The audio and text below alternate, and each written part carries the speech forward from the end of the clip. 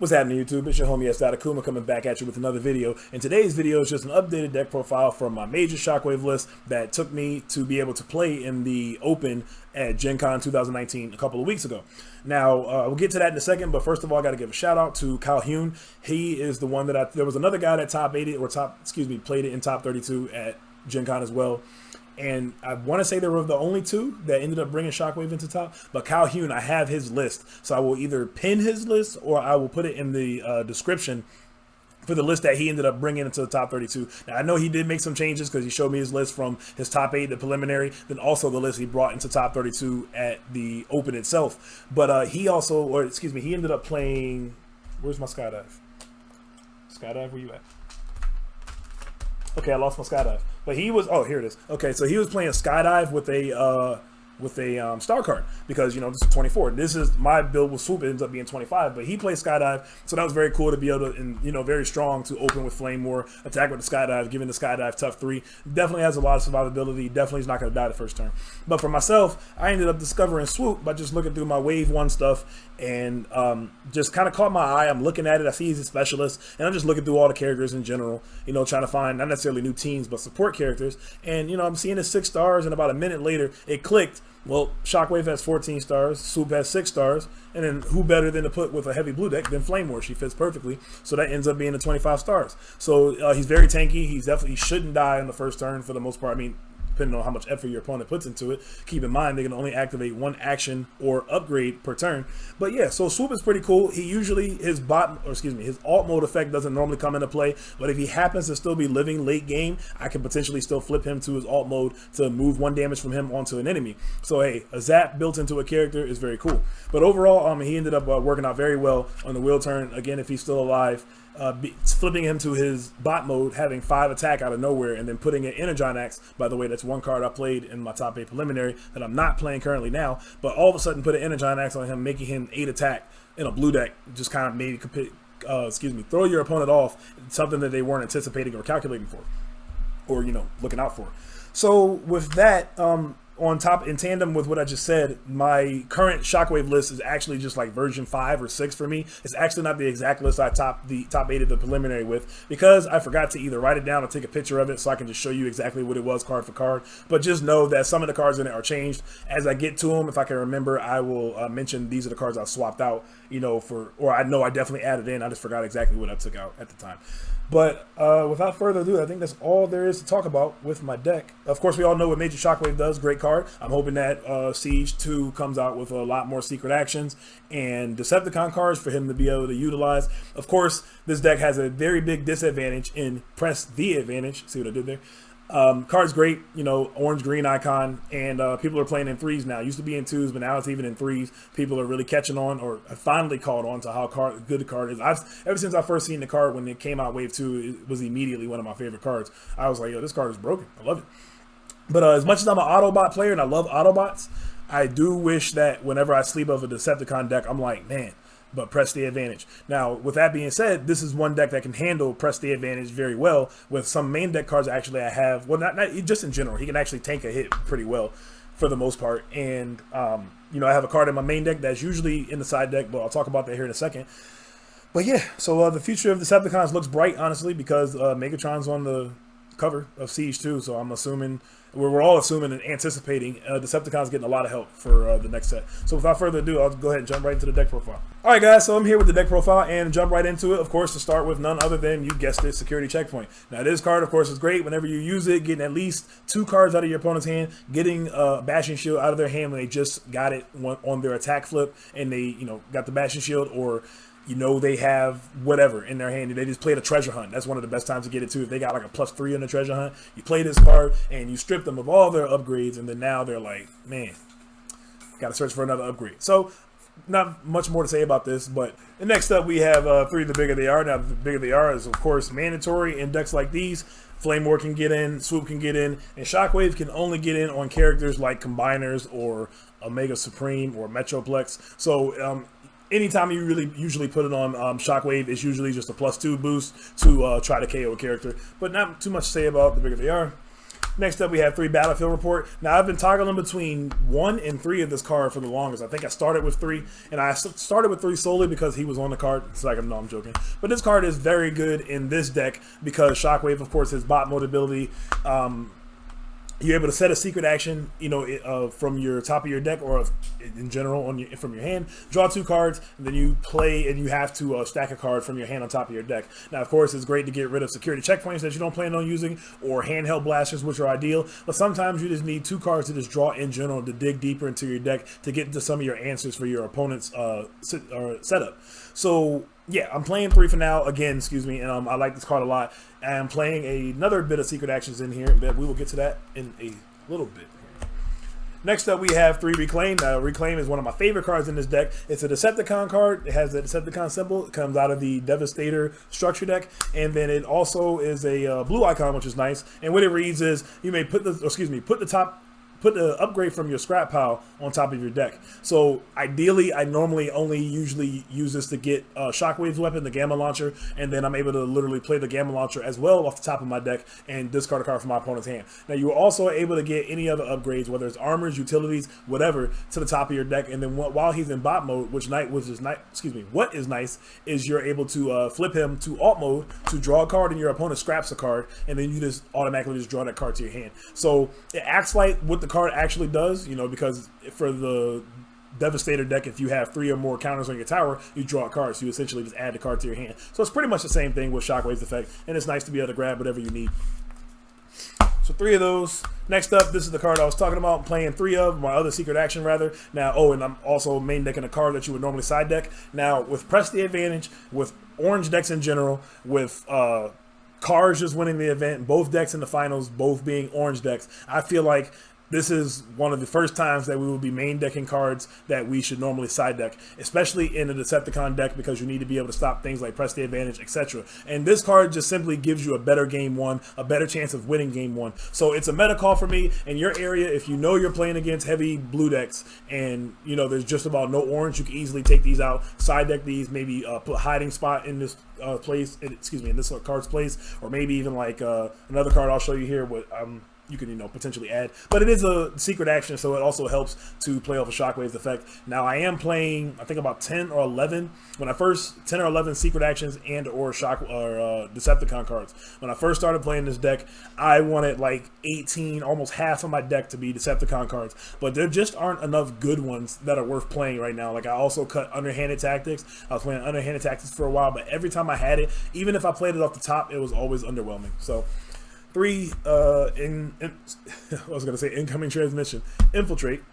Next up, for my 2 ofs, I have 2 one-shot stand, one-shot fall. Now, this is an addition in conjunction with Kye Huynh, me and him talking, and also just me needing another option for direct damage. So inevitably, I was going to get to this. But this card is just always just great in general. There's no, like I said, Underhanded Tactics is there. It's blue, but it only deals 1. I feel like that 3 range is always great to be able to get rid of a character that your opponent may have not expected you to get rid of. Especially, a lot of people don't expect people to play, or a player to play one-shot stand in a Shockwave deck. Maybe not after Kye Huyhn's top, but or me showing you this video. But this card is just very good overall. Again, it's one of my favorite cards in the game. It's hard for me to not add this card in almost any deck that I play. So just 2 one-shot stand, one-shot fall for now. Great card. Next up, we have 2 Espionage, and I'm going to actually talk about this in conjunction because it's the card I cut 2 of to add this Espionage, and that's UFO, Unconventional Flying Object. Now, the thing I like about Espionage is a direct counter to cards like Bashing Shield and Press the Advantage. When they get it to their hand, or they have it, or just in general, you call orange, you get to look at their hand and take out either the Bashing Shield or the Press the Advantage, and then, potentially even use it in conjunction with Shockwave's flip. If he's in bot mode, you can play this card, make them scrap, whatever you like from the icon that you call, and then also flip Shockwave and then take another option out of their hand. So you take a card that you want to take out of their hand that they wanted to keep, and then you also force them to, you force the tempo in your favor by making them discard another card they were planning on potentially using. And depending on how many cards they have in their hand, there are decks that are kind of countering this deck automatically in terms of the hand control. Like my deck, my Fire Bee deck, I start with 5 cards in hand and draw to 6. It's just a good couple. The Fire Drive is going to be more played more often now, so you're not really focused on discarding their hand to 0. I really don't think you are. Every once in a while, you will use that effect, but I don't think that's the correct way to play this deck. You could play you could go hard and play 3 of these, 3 Espionage, 3 Disruptive Entrance, and your opponent will be annoyed by that. And at one point, the thing is, your opponent will have no cards in their hand, and they will be top decking unless they do play cards like Work Overtime or System Reboot. And then once they're top decking, all these cards become bad at that point. So you still need to be able to progress the game after you disrupt their hand. So you want to disrupt their hand to a point, but that's not your main focus, because remember, all your opponent needs to do, especially Bugs. Bugs, all they need is a top deck. You take them down. I've lost to Bugs even after I stripped all their cards out of their hand, and they just top deck Grenade. Actually, that happened to me. I had a guy top deck Grenade Launcher after Grenade Launcher and a 3rd Grenade Launcher, and I just shook my head like, wow. After everything I did in controlling the game, literally the top deck Grenade Launchers is what helped them win the game, and I was blown away by that. But yeah, so 2 Espionage I think was a great addition, and the 1 UFO. The thing about UFO, I get that UFO is nice to be able to play with Shockwaves in bot mode. You flip him to alt mode, make your opponent scrap a card, then you play the UFO and then draw another card and make them scrap another card. So essentially you're, a Disruptive Vengeance ×2, but it's they get to pick the cards they want to discard out of their hand. So if they have 5 or more cards in their hand, it's really not hurting them that bad, most likely, and it's not that big of a deal. And then plus, this is your action for the turn. Now, obviously, so is Espionage, but you get information off of Espionage, and I just think it's better right now. I could be wrong, and I could just miss this card, every time I activate the 1 or see the 1 and want to go back to it. But I realized after I finally played one of these that they had 1 or 2 cards in their hand, and I actually never really want to play this again just to get them off of cards all the time. Like I said, that's not the point of this deck. You want to try to control their hand and then also control their board with tempo swings, with Pierce, and then, of course, big attacks with him, with his Gamma Launcher, and go from there. Next up, I could be completely wrong looking at this deck. No, I'm joking. But at the same time, I'm hoping that Siege 2 brings some other utility, tools for this deck and vamp it up to a new level. So anyway, next up we have 1 Smelt. Now this card is great, of course, early game. It's not good against orange decks that play cards like Field Communicator, or even like specialist decks that play multi-tool, multi-mission gear, or even like the obligatory Bashing Shield. Once they play the Bashing Shield, the card that you want to get, like their Ion Blaster of Optimus Prime, etc., those cards, unfortunately, you won't be able to scrap, because Smelt is, of course, a blue and green icon, but your opponent gets to choose what upgrade is scrapped. But it's great early game. It might catch them off guard late game when they only have 1 character and give them a very tough decision in terms of scrapping a weapon or armor or whatever. But I still like this card because it's searchable, and especially early game, you can easily pick off something when they play, Force Field, or they play a Data Bank and want to start, get started and go from there. So just the 1 Smelt. And my last 2 one-ups, I'm playing 1 Heavy-Handed, and this card was honestly just a filler, but I think a good filler, because against other blue decks, you still need to push damage. Sometimes Shockwave actually doesn't even get that much damage in, against like Optimus Prime with a sparring gear or anything like that. So sometimes this heavy-handed does help. Swoop can use the heavy-handed against a Flame War, opposing Flame Wars. Swoop can also get in on any, obviously any level 5s like area bots, etc. So just playing the 1 heavy-handed for a filler. And then last but not least, in conjunction with the 1-shot stand, 1-shot falls, I'm also playing 1 Plasma Burst. Now, Plasma Burst is a card I haven't played in any deck that wasn't a Optimus Prime Battlefield Legend deck, for obvious reasons, because when you flip it off of your flips for Optimus attack, he can easily just use the card, shoot another bot, and then also continuously go after the bot that he's going after. But with this deck, since you're able to look at the top card of your deck at all times, the fact that the top of your deck is an extension of your deck, you can get it at any time. So at normal times when you would just play your action and upgrade, and then you would go attack your opponent, you would normally flip this card. Well, with Shockwave, when he's in bot mode, you being able to look at the top card of your deck, you can actively just get this card because you know what it is, and then use this card to effectively Plasma Burst and get rid of, like help out against a Scrapnel or whatever, a bot that the bot in question. So I may even want to bump this up, but I think this card is just better, like I said, than Underhanded Tactics. Despite now, Underhanded Tactics does have its pros. It's blue, and it's a Decepticon card, but it's just so underwhelming. I don't know why that 1 in this deck is different. Maybe I guess because it's blue and it doesn't hit hard, but it's just so underwhelming. So I am going to play these 3, and I do like the 2 1-shots and the Plasma Burst, and I like them so far. So that's it for the actions. That's 23 actions. Then next up we have 3 Handheld Blaster. Literally not much to say about this. Just in here for the icons. Great when you flip it on defense. Sucks when you flip it on attack, but it is what it is.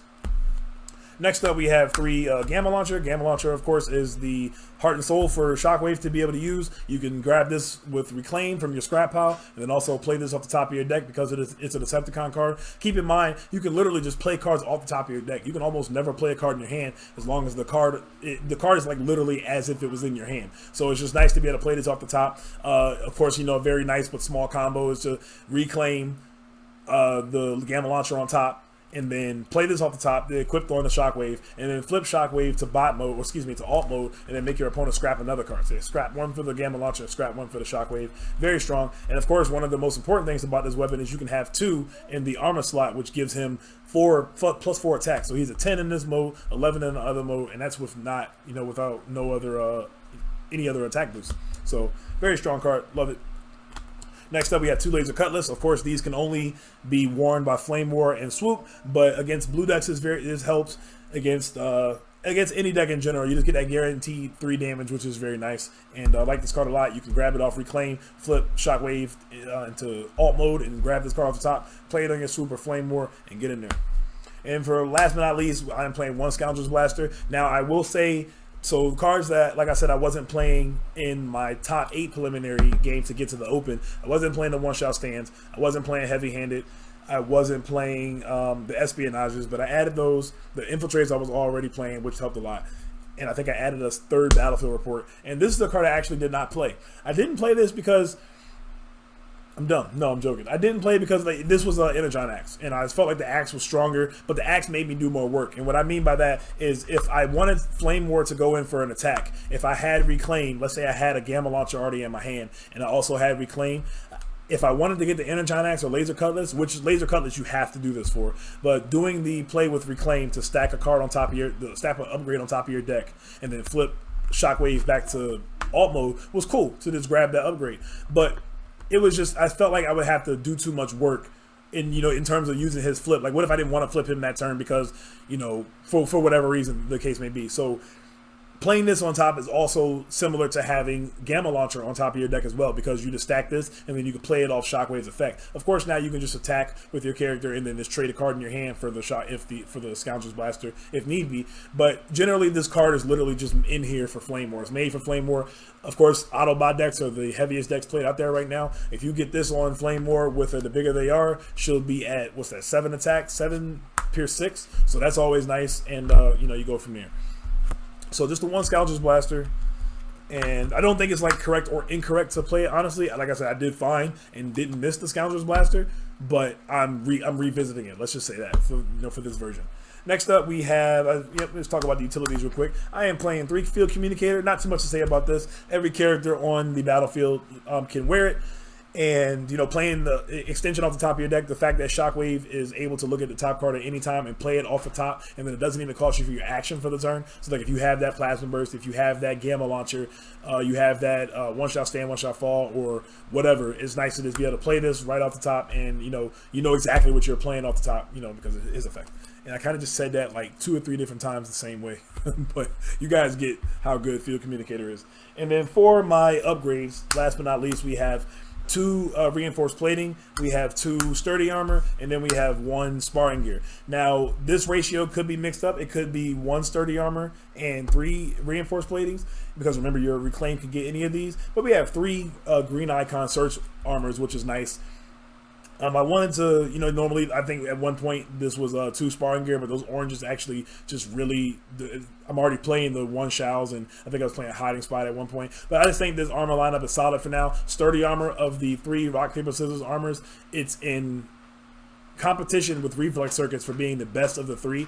Now, Reflex Circuits, melee characters, of course, out there. You have Scrapnel, you have Wheeljack, which is probably like the best melee character that, you know, is attacking you, and you know, going from there. But this one lets you block or give it extra damage against ranged characters. So like against Optimus Prime, against you know, I feel like ranged is the most popular type over melee by slightly, and I'm saying that very loosely, but I just feel like it is. But it's always great to get that extra defense, you know, on Shockwave or any of your characters, and of course, like I said, you can search it. So that's it for the main deck. That's 40 cards, and jumping right into the side deck, my current side deck for this deck is 2 Dampening Field. You need as much help as you can get against, you know, something I just realized, if you're not side decking a character card, I wish you were able to side deck like 5 more battle cards. I wish that would be cool if you're able to do that, because like my character card was Decepticon Shockwave. I don't have it on hand right now. I was also thinking about General Optimus Prime side decking with him because it fits. But I wish if you decided not to side deck a character card, you could have extra battle cards in your side deck. But whatever. So I'm playing 2 Dampening Field. You need as much help as you can get against bold decks, especially against probably the most powerful of the Battlemaster decks in terms of Brute Force, the Wheeljack, Lionizer, and Cliff Jumper deck. You want to dilute the Lionizer attack. You definitely would like to dilute a Wheeljack attack. If they happen to put the, normally, I feel like most of the time you should put the Lionizer actually on Cliff Jumper to make them both Wheeljacks, but especially if they happen to put the Lionizer on Wheeljack, that's 5 bolt 7. This makes it only 5 bolt 4, so it's still, you know, a hard hit, but it's not, well no, actually not 5 bolt 4, 5 bolt 2, because they have their 2 initial and then 2 more technically. So the Wheeljack actually won't get that back big from the attack, and Shockwave would definitely be able to live. So you definitely need this card against those Lionizer decks and go from there. Next up, we have 2 more heavy-handed to aid the 1 heavy-handed in the main deck. Of course, this card is good against heavy blue decks. Attack down on those characters and get them up out of there. Next up, we have a card I really want to talk about for a second, Point Defense System. Kye Huynh put me onto this 100%. Shout out to him for playing this card. This card says, while the upgraded character is defending against an enemy that has Pierce, reduce that enemy's Pierce total by 2.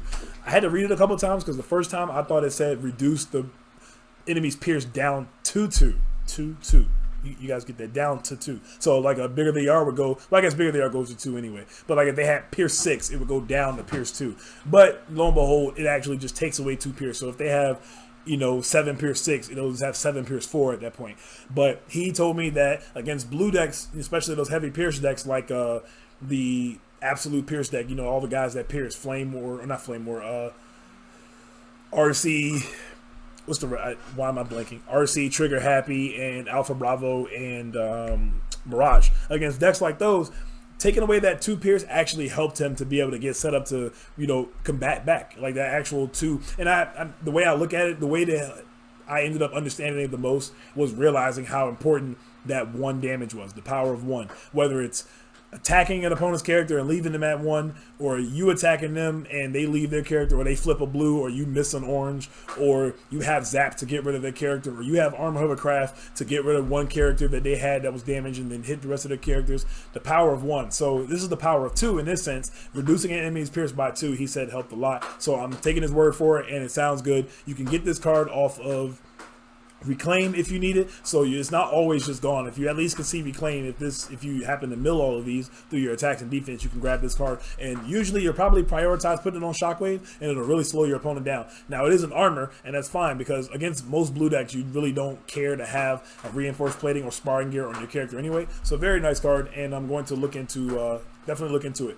Next up, one of my favorite cards from Wave 3, we have W5 Gyro Blaster. Now, of course, this card is going to go in conjunction with the Dampening Fields against, you know, Lionizer decks, anybody that has Bold, even potentially against Bugs to dilute barrage and kickbacks attacks, especially if you see your opponent. I know a lot of Bugs lists don't play Supercharge anymore, but especially if you see them playing cards like Power, in any deck, playing cards like Power Punch and Supercharge and things like that, this is definitely an add to go into your deck. Now, of course, adding this into your deck and then it will turn off Flame Wars tough, but he has so much health. When you're going to those one-on-one battles with Shockwave with this card, you want to be able to dilute their attacks as much as possible so Shockwave can live and you can fight back. Next up, we have 1 Disarm and 1 Vaporize. This is just kind of a mix. Disarm is another card that I've been wanting to play, only in my Optimist deck though, but Kye Huynh was playing this, so I was like, oh, I guess I can give it a try in another deck. It's just good against decks that load up their character a lot, like General Megatron helped out a lot against Optimus, General, or the Battlefield Legend late game, using Disarm to bounce their whole setup, their Matrix of Leadership, Ion Blaster, Optimus Prime, and their sparring gear all back to their hand. They have to play those 1 by 1 again. Is a huge deal. And this is the 1 Vaporize. Vaporize is good against usually I want to side this in against orange decks to get rid of their heavy armors. I wouldn't side this again, or heavy weapons, excuse me. I wouldn't side this in against Bugs because normally the ones that they attack with usually just pop off, so I wouldn't side it in against Bugs. But it depends, you know, if they're playing like some type of utility or whatever that's pesky you want to get rid of, you can definitely board that in. But I think this is an overall good, decent side deck, and you know, just the way I look at the deck going forward before we get into Siege 2. Now, with that being said, we have store qualifiers coming up, so if you like this build, I hope you guys will try it. You know, message me on Facebook or hit me up on whatever on one of my posts on Facebook, or message or comment in one of my, you know, videos and let me know how this deck goes for you. By the way, this is not the only way to play this deck. Again, I will say that I also have another iteration that I want to try. I don't know what I'll cut yet, but I do want to try this, the Skydive and Flame War with the star card, and my star card of choice will probably start with Leap of Faith. Leap of Faith is just like Field Communicator in the sense that you get to, you know, see the top card of your deck and you know you want to play it, and then whatever the second card is that you play off the top of your deck, because it's mandatory, it's just icing on the cake. So Kye Huynh, I mean, you will see it in his, I hope I'm saying your last name right, by the way, bro.